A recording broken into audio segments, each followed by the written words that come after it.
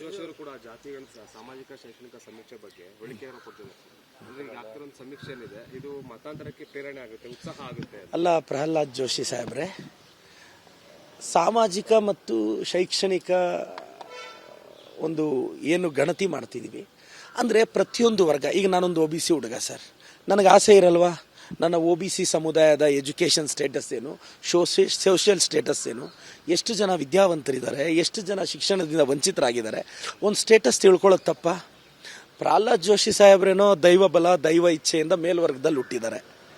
So ಅವರು Born rich, ಅವರು ಆಗರ್ಭ ಶ್ರೀಮಂತರಿದ್ದಾರೆ, ಚೆನ್ನಾಗಿ ಬೆಳೆದಿದ್ದಾರೆ, ಅವ್ರ ಮನೆಯಲ್ಲಿ ಚೆನ್ನಾಗಿ ನೋಡ್ಕೊಂಡಿದ್ದಾರೆ, ಅವ್ರನ್ನ ಚೆನ್ನಾಗಿ ಓದಿಸಿದ್ದಾರೆ.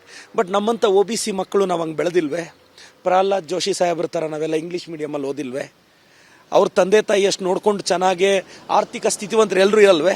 ಸೊ ಪ್ರಹ್ಲಾದ್ ಜೋಶಿ ಸಾಹೇಬ್ರೆ, ನೀವು ತುಂಬ ಮೆಚ್ಯೂರ್ಡಾಗಿ ಯೋಚನೆ ಮಾಡೋ ರಾಜಕಾರಣಿ ಅಂದ್ಕೊಂಡಿದ್ದೆ ಸರ್. ಈಗ ಒಂದು ಸೆನ್ಸಸ್ ಆದರೆ ತಮಗೇನು ಸಮಸ್ಯೆ ಅಂದರೆ, ತಾವೇನೋ ಮೇಲ್ವರ್ಗದಲ್ಲಿ ಹುಟ್ಟಿದ್ದೀರಾ ಸರ್, ಓಕೆ, ತಾವು ಬ್ಲೆಸ್ಡ್.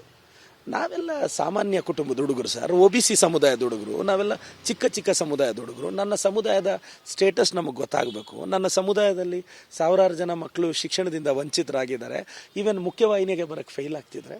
ಅದನ್ನು ತಿಳ್ಕೋಬೇಕು ಅಂದರೆ ಅದು ಇನ್ನು ತೇಜಸ್ವಿ ಸೂರ್ಯ ಇದ್ದಾರೆ. ಒಬ್ಬ ಜವಾಬ್ದಾರಿಯುತ ಸಂಸದನಾಗಿ ರಾಜ್ಯ ಸರ್ಕಾರ ಮಾಡ್ತಿರೋ ಸೆನ್ಸಸ್ಗೆ ಭಾಗವಹಿಸಬೇಡಿ ಅಂತಾರೆ.